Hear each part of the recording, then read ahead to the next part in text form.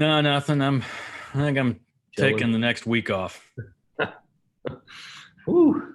Yeah. Well, there's always something.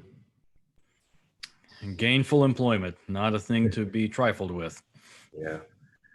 Well, there are a lot of happy students coming back. Maybe too happy, but it's a good thing. It's a good rhythm of life as long as we can manage it.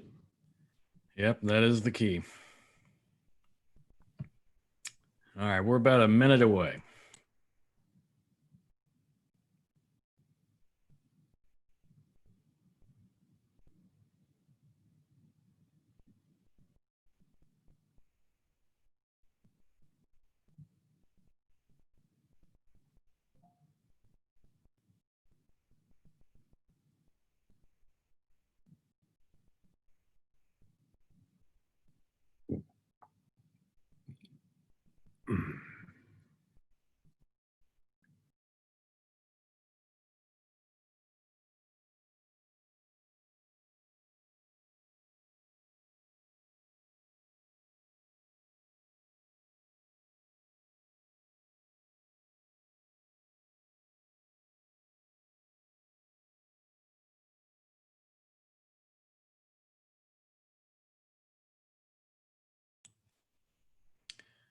Okay, we will get going here on our regular Friday afternoon Zoom news conference with the city, the county, IU, and IU Health. So we will have, as always, first of all, I'm Chuck Carney, Director of Media Relations at IU.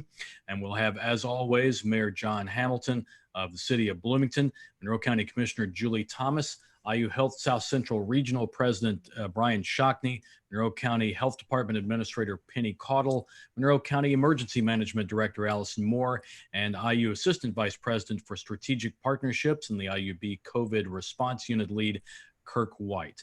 We have had a busy week. We have had a busy Friday. Let's start with Mayor Hamilton because we have news that is coming out today. Thank you very much, Chuck, and thanks everybody for being part of this again. It has been a busy week in the city. We had our 2021 budget introduction week, including investments to help us recover from the pandemic and its effects. I'm sure we'll hear today continuing relatively good news on health status with 1% positivity among many thousands of arriving students, continued 7-day positivity rates well below 5% in the county as a whole. But as Chuck indicated, we've also seen how quickly major universities and their communities across the country can suffer major setbacks, even changing in a day. Thus, I did announce this morning and sharing now that today I issued a new executive order to protect our community's health and our future. Effective noon today, just an hour or so ago, inside the city, I have ordered that all private social gatherings be limited to a maximum of 15 people. Indiana University and the city have collaborated very closely on this new order to do all that we can to limit the risk that we've seen. This is a single but important change. All parts of the county health order are still in place, including other gathering limits and all the components of that county health order. This city executive order reduces the size of allowable private social gatherings inside the city from 15, which it was previously, to 15 effective noon today to avoid potential super spreader events and also to assist in the contact tracing that may be necessary in the event of infections. It's also key to remember mask and distancing requirements are mandatory even in these smaller social gatherings. Simply put, if you are not in your own home or outside at a distance of more than 6 feet from others, you should have your mask on. And indoors, when not at home, you should always stay 6 feet distance or more as possible. We can be infectious without knowing it. We can feel fine, but still be infectious. We can have negative viral tests yesterday, but still be infectious. I should know. I had 2 negative viral tests and then later learned that I had antibodies from the infection. So all of these mandates, including today's, which went into effect at noon, are meant to tamp down any infections and reduce the spread so that our community hopefully can continue to operate and avoid a potential shutdown order, stay-at-home order, or other drastic steps backwards, like we've seen in some other university cities even in the past week. I will note that in terms of enforcement, the IU Dean of Students, the IU Police Department, and the Bloomington Police Department are coordinating very closely to assure maximum compliance. Provost Rebel and I put out a joint statement earlier today emphasizing the importance of compliance with all of these mandates.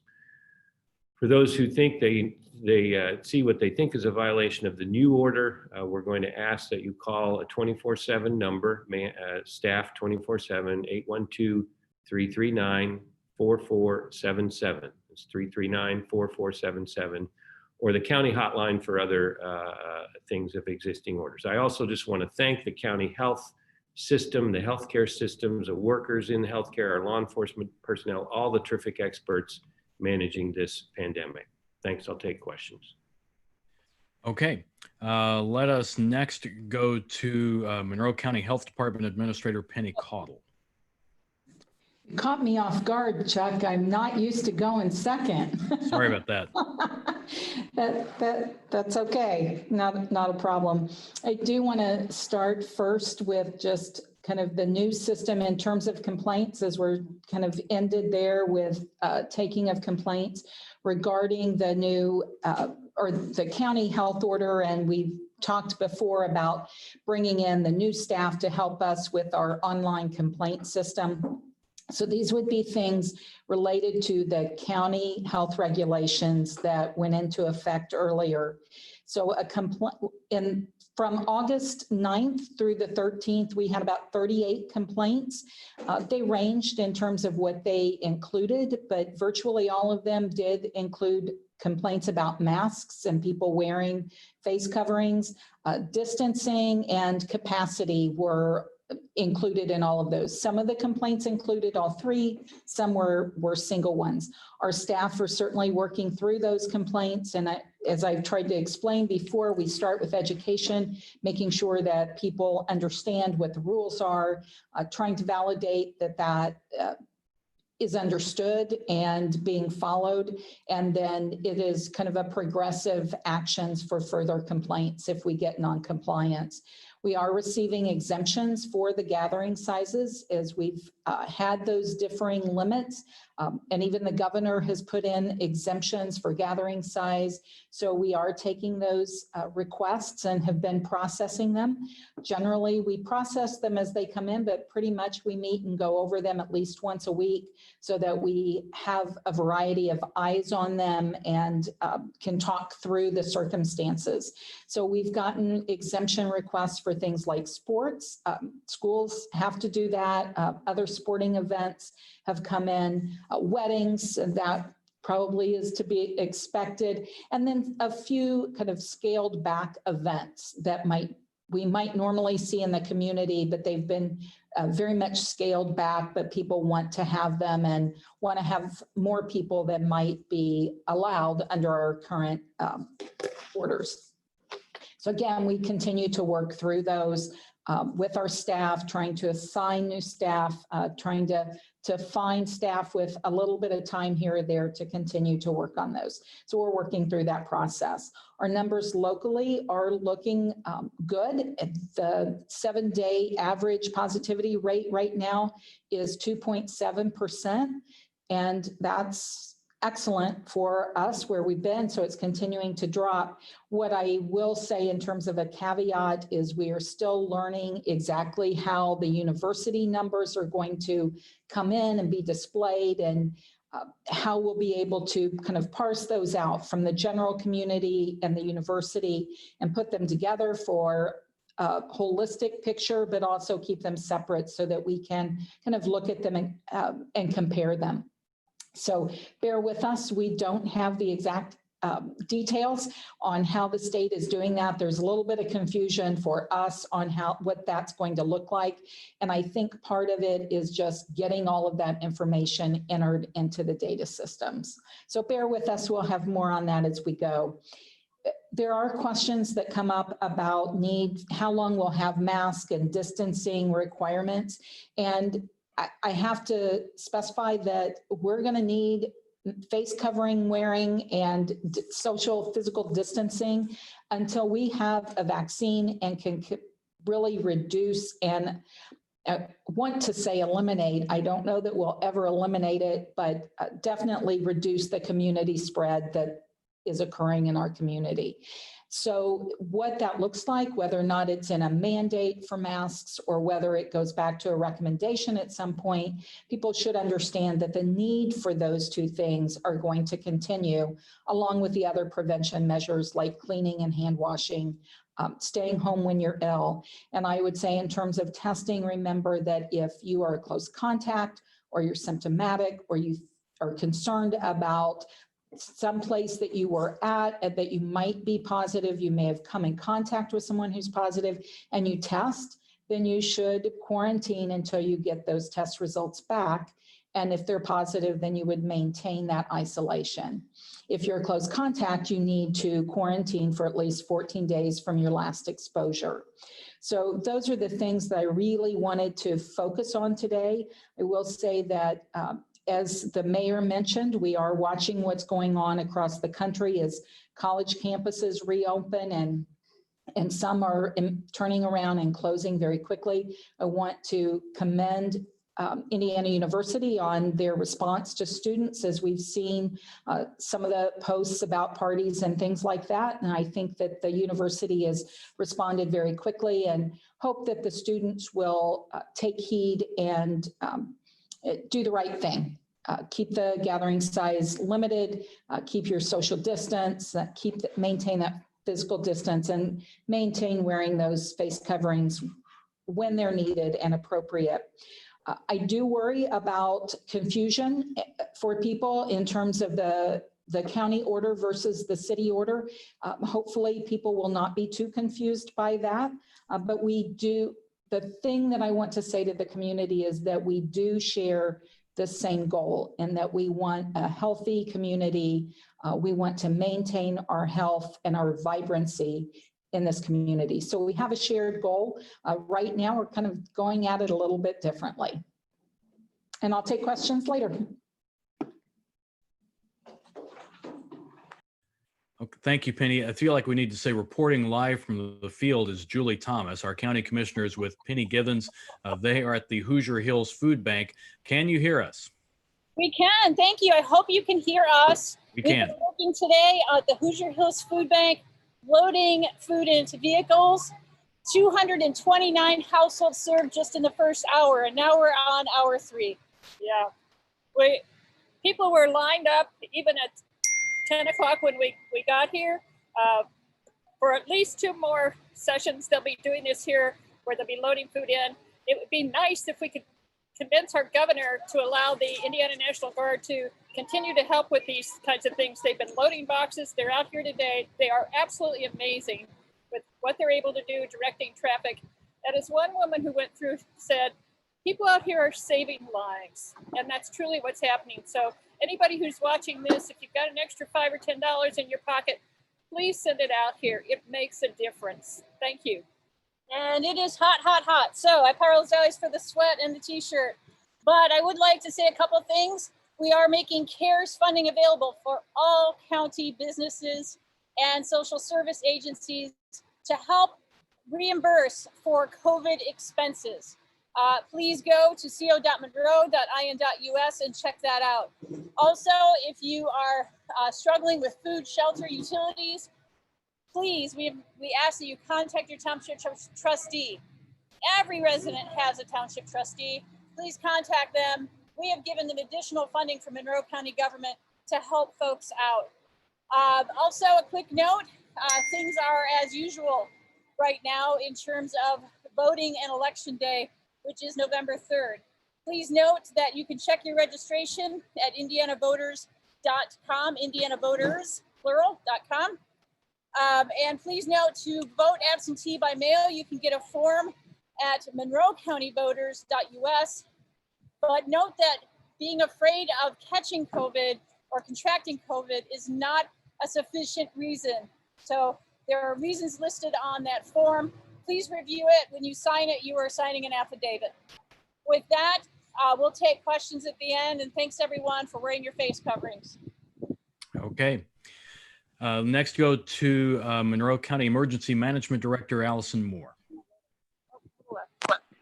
Good afternoon. I wanted to announce a few things today in regards to first, the election. We will have face coverings available at all of our spots. We do have face coverings available for our Monroe County residents that I have mentioned several times, but if for some reason there is someone that will need to go vote and that does not have those, we will have face masks and shields available at all of our voting locations in Monroe County on voting day. We also, as I mentioned, do have those masks available for any resident that needs those. We have a very long list of places where you can make an appointment to pick those up, and those are on our county website. We also hand those out at the north door of the courthouse on Tuesday, Wednesday, and Thursdays between 9 and 4. We have currently been working rather closely this week with the logistics department at the Indiana Department of Homeland Security. Just looking ahead, we are constantly looking ahead for supplies and proper PPE for our first responders. And so this week has been just a little shift. We're really looking deep into those numbers across the state of Indiana and working with our logistics crew at the state to assure that we have all the supplies necessary in our county. So of course, we're constantly doing that, but this week was just a big drive, a big look into those numbers and assuring that we do have all the supplies that we need.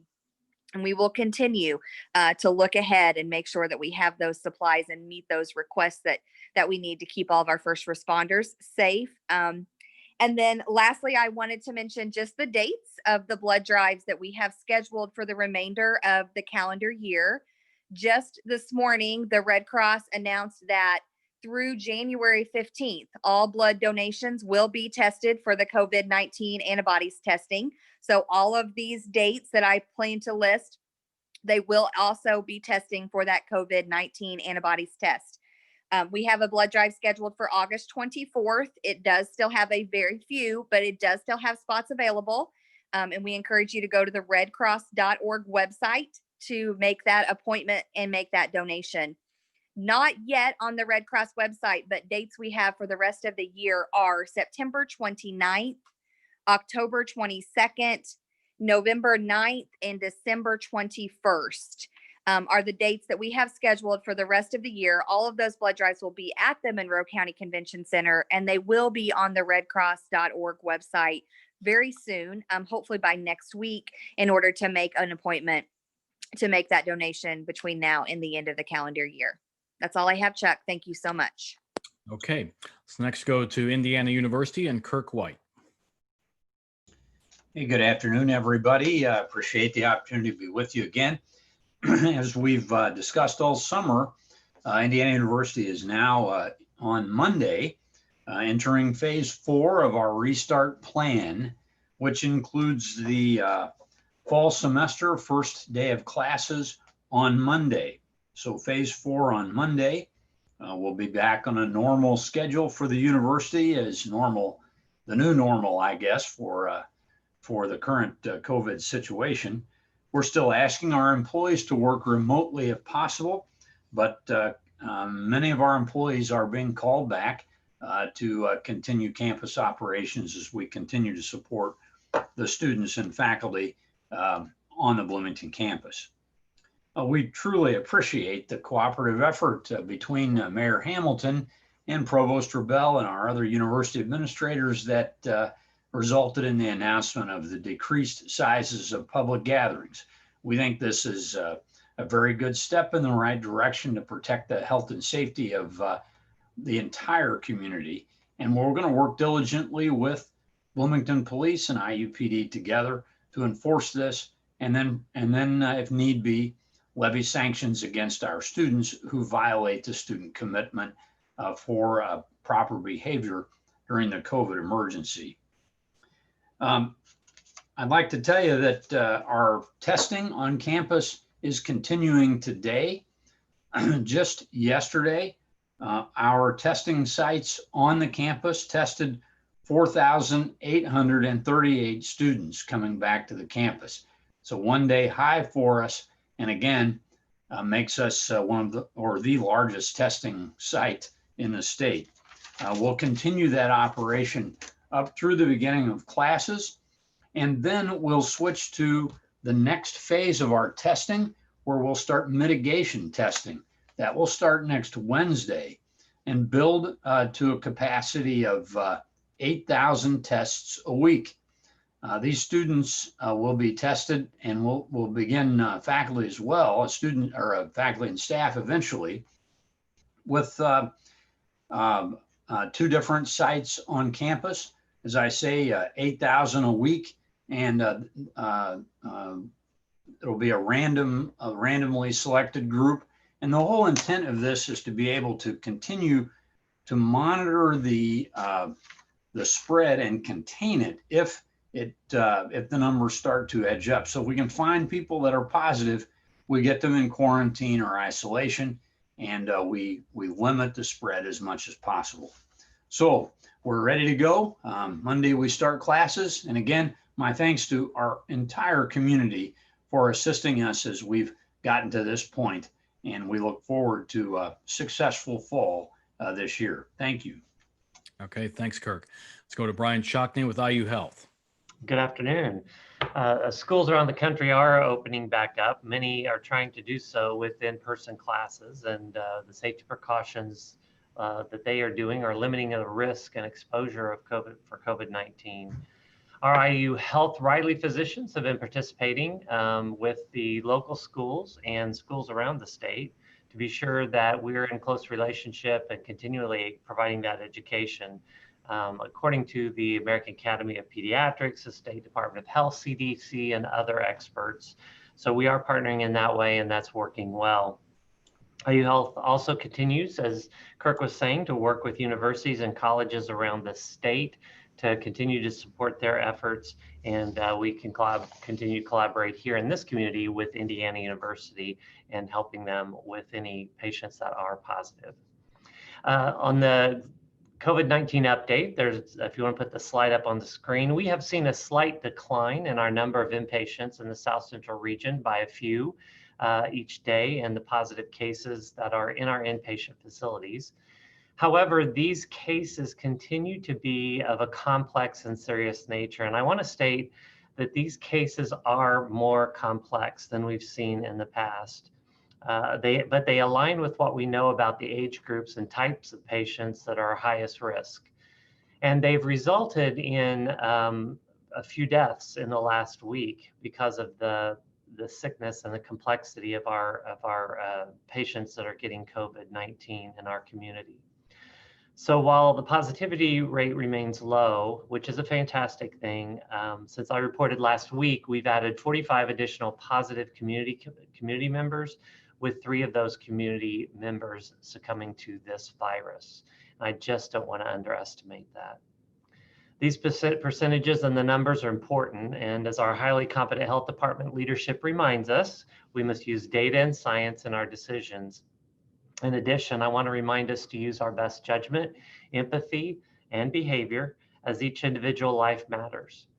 Please wear your mask, physically distance. Don't go to events where there are crowds. Wash your hands continually and remain vigilant in all circumstances to how you are interacting with others. And then I want to talk about, as we continue to discover new and inventive ways to care for COVID-19 patients, we have, as of this week, we have transfused our 200th patient with COVID-19 convalescent plasma, which is great. This treatment, which is considered an investigational new drug by the United States Food and Drug Administration, involves collecting antibody-rich plasma from patients who've recovered from COVID-19. And then we transfuse that plasma to patients who are currently hospitalized due to their severe COVID-19 symptoms. The early data we're seeing suggests that the use of this is reducing mortality in our patients diagnosed with COVID-19, but we're still studying those results in this treatment. There's only one source for treatment, and that is through voluntary blood donation. A donor can potentially donate once per week for up to 12 weeks, helping 36 patients. Patients who have recovered from COVID-19 are encouraged to visit the COVID-19 Recovery Plasma Donor page. That's at iuhealth.org, so please go out there and support that if you can, and complete an evaluation form. Eligible donors will be referred to Versity Indiana for a potential donation, who is our collection company here for IU Health. So thank you again for all your continued engagement in the Friday press conferences, keeping this virus and its impact on our community in front. I want to thank the media for keeping this in the forefront of the communications. We've been at this almost 6 months, and sometimes these news things can fall off. And I just want to thank you for not allowing that to happen, to keeping this in the forefront. It is making a difference in our community and to our patients and to our team members. Thank you. Okay, we do have questions, and the first one will go to Penny Caudle from Ernest Rollins, the HT.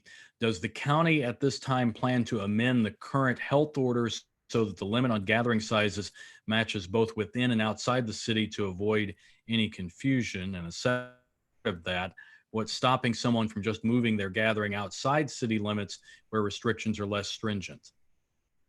Thanks, Ernest. That's an excellent question. And I'm going to kind of start from the second and go back. That is one of our concerns about having different orders in the county and the city as opposed to having something across the county. But it's also true about having county to county differences as well, that people may go from one county to another to have that party or that gathering. So we do worry about that. We certainly are looking at the information. There are a lot of logistical pieces to it. I know that there are questions about exemptions and those kinds of things. So for us, we have to look at the data. We have to look what's happening. We have to look if the responses and the mitigation pieces that are being put into place are working. And then how do we make all of those things work? So for us, it's just not always a super quick decision. We've got a lot of things to factor in. So we are certainly looking at it. It could change, but we will continue to look at that and factor that in. And Dr. Sharp will make a decision about that. But whether it is a city county difference or whether it's a county to county difference, we are concerned about people taking large gatherings and not following precautions to where they can if they want to have a larger gathering. So it continues to be a concern. Okay, this one from Ernest to the mayor. What happens after violations are reported, especially via the Bloomington Police Department's number? Thanks, Ernest. Primarily, the violations are going to be dealt with, we expect, by IU Dean of Students and the student relationship with the university. We've seen that already from one party that happened recently that you probably all saw in the newspaper. So most of the compliance will be and enforcement penalties, if you will probably come through Indiana University. You know, this is attempting to we're in a pretty good place right now in many ways, kind of looking at the overall incidence of the disease, but we know there are substantial risks with major gatherings. We've seen evidence of that already, and this is an attempt to make clear those should not happen. And we will have IU police and Bloomington police who are ready to remind everybody if there is too big a gathering that it needs to be broken up.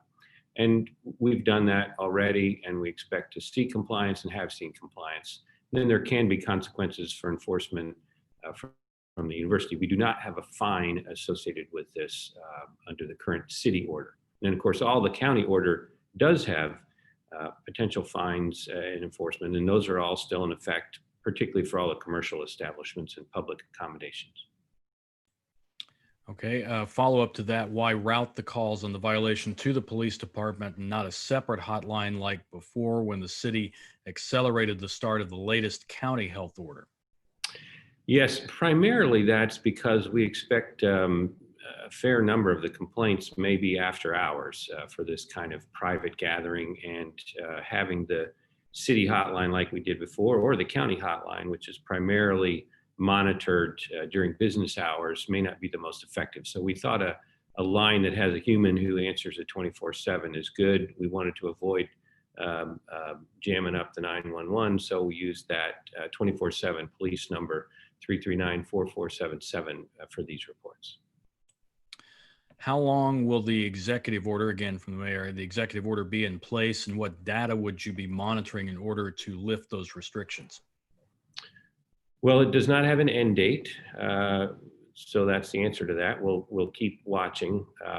The data are a lot of the data that we talk about here, and that we talk about regularly when we're not in a press conference with the group that works so well together to do what I just want to say is, Monroe County is in a good place because of a lot of collaborative decisions that have differentiated us from the state, and sometimes even within the county, but I'm really pleased with that. We're going to continue to work together, looking at the positivity rate, looking at the incidence rate.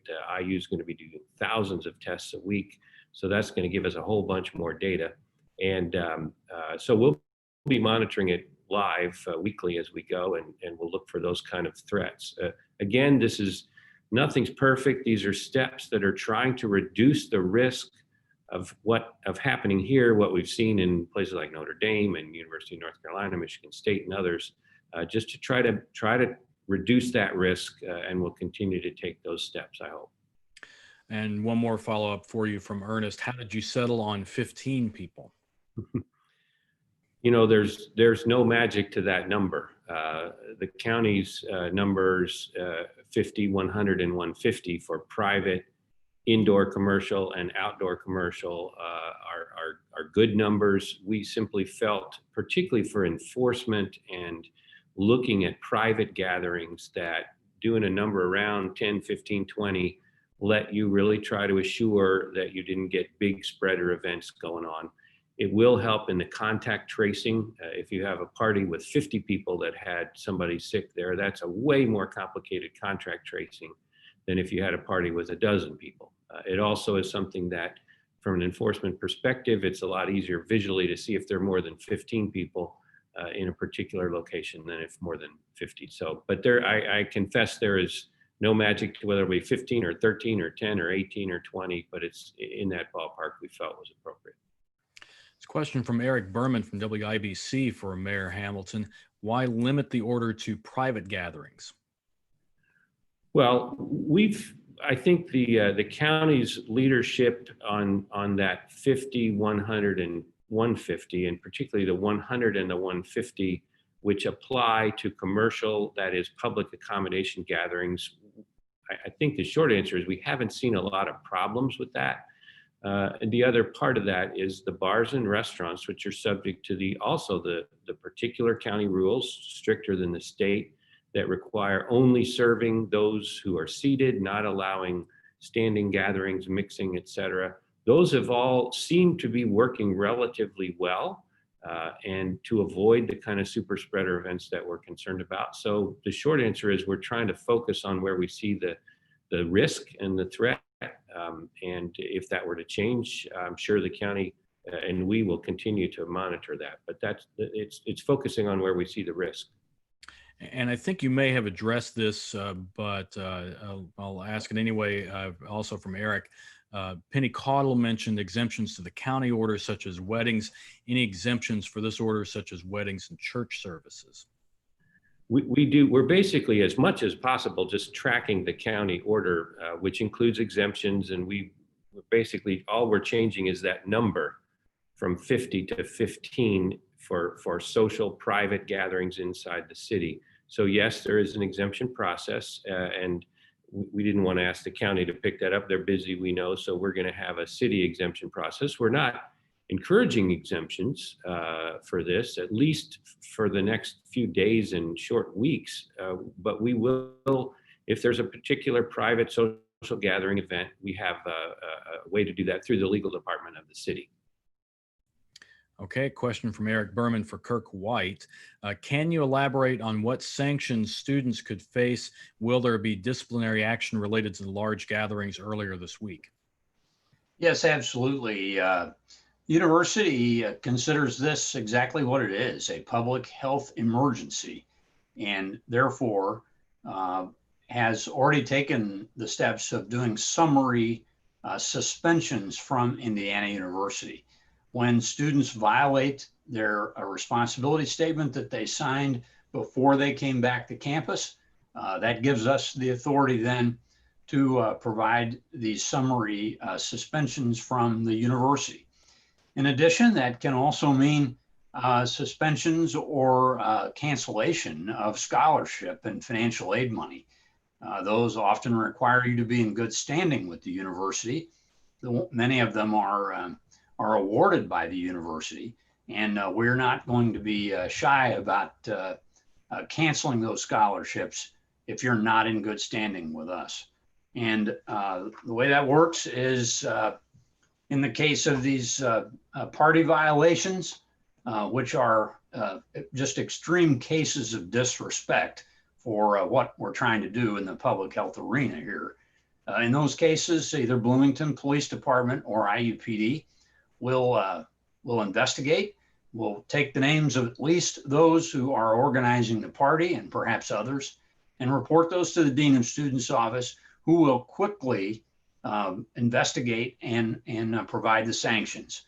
And we can do that through that summary suspension as opposed to a more long-term judicial process. Okay. Question from Aaron Comforty at WFHB. Does the 15-person limit on gatherings apply to in-person classes at IU and other schools within the city? Mayor Hamilton?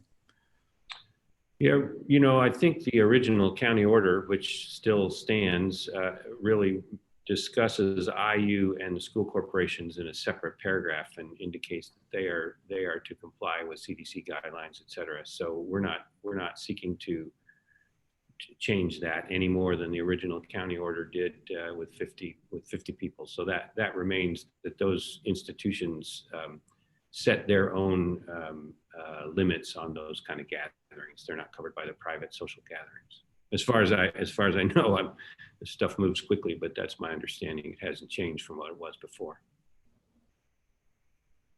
Kirk, did you want to add on to that? Well, I think the university is not would not be considered a private gathering. So classes either at MCCSC, at Ivy Tech, or at the university are really institutional events. And in all three cases, those institutions are working very diligently to make sure that they provide safe environments. And as I mentioned before, at IU's case, we've reduced the size and occupancy of our normal classrooms by about 2/3. So a normal classroom that would have 100 seats, for example, may be reduced to 30 or 35 so that we can keep that 6-foot distance. And in addition, we're keeping strict seating charts so that in case there is someone who tests positive, we can contact the students that may have been seated around that person so that they can get into a quarantine situation. And finally, of course, masks are required inside all campus buildings. And so when you put those things together, those are the right kind of mitigating factors that takes this apart from a private gathering that may not be holding itself to the same standards. Question from Ernest Rollins for the mayor. You mentioned IU would help with enforcing violations. Non-IU students do gather together as well in the city.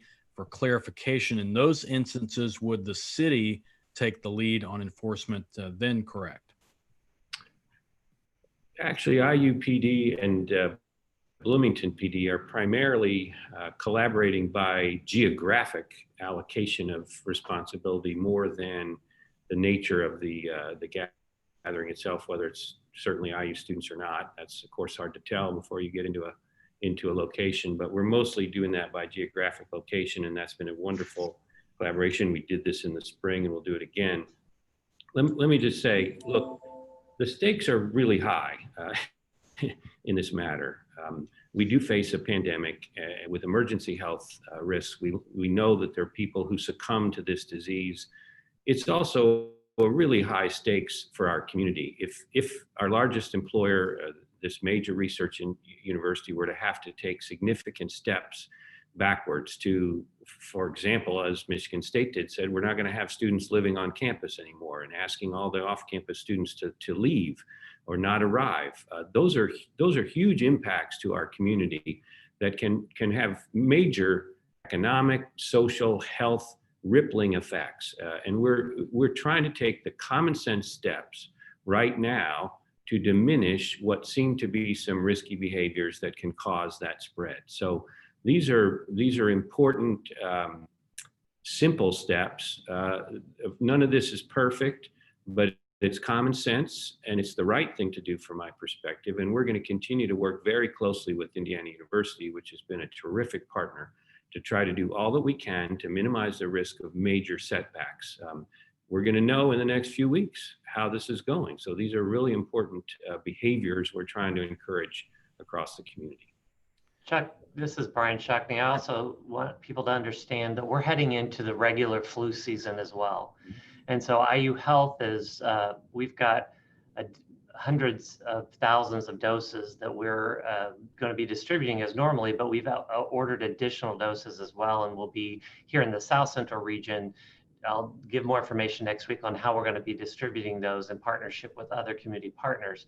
However, we know that only about 40% of people get the flu vaccine who need to get it.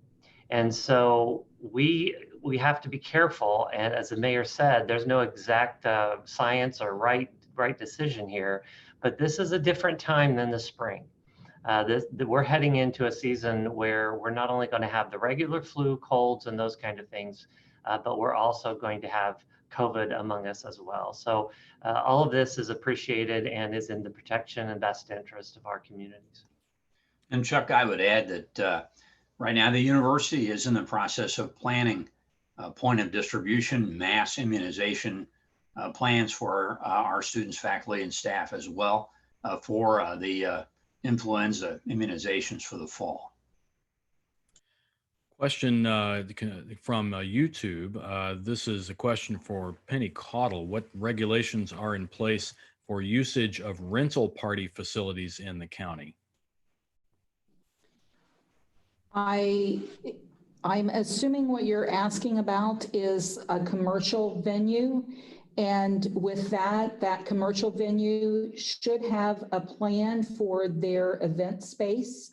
And as long as it is within, they have that, and that you are within your size limits, then those would be allowed. If it was outside the limits or wasn't something that had already had a plan, it wasn't a commercial unit, then you would need to probably request an exemption. That's part of that process.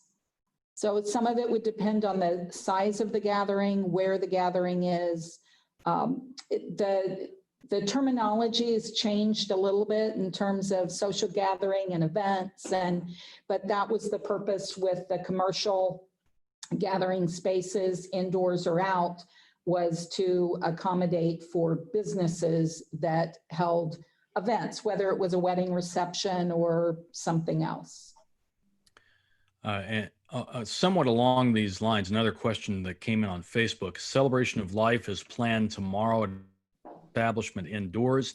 We've invited upwards of 50 people. Are we now no longer able to host the event? I saw that. I'll take that. And thanks for asking. I would suggest you just reach out to the city immediately. You can call the number that's listed on the form for exemptions, and we certainly are not trying to interrupt plans. You know, doing something on the day of and at noon, I'm sure you understand why we wanted to move quickly for that, but we'd be happy to hear from you. And I think just like the county would, if you were going above 50, we'd want to be assured that you've thought about and have plans for distancing and masking and such. But please reach out if you would, and we would appreciate the chance to work with you on that. Okay. Can Yeah. I raise a question just for clarity for me, since we processed those? That question sounded like it was in a facility, not a private home. So from a county standpoint, that would fall into an event space is what it sounded like to me. Can you clarify that, Mayor, just to make sure that we're clear for Yes. the public? Yes, very good point, Penny. I was assuming it was a private, non-public area. If it's in a public establishment, a public accommodation, a restaurant, a facility like that, that's no change from what we had, where they're subject to the county rule of 100 indoors and 150 outdoors, with continued compliance, as you always remind us, of masking and distancing. But that's a very good point. Okay. Well, that is our questions, and that is our time for today. We will plan to come back next week with our latest update after the first full week of classes at IU. So we will certainly have things to talk about. Thanks, everybody, for your questions and your time. Thank you. Thanks. Have a good weekend. Bye.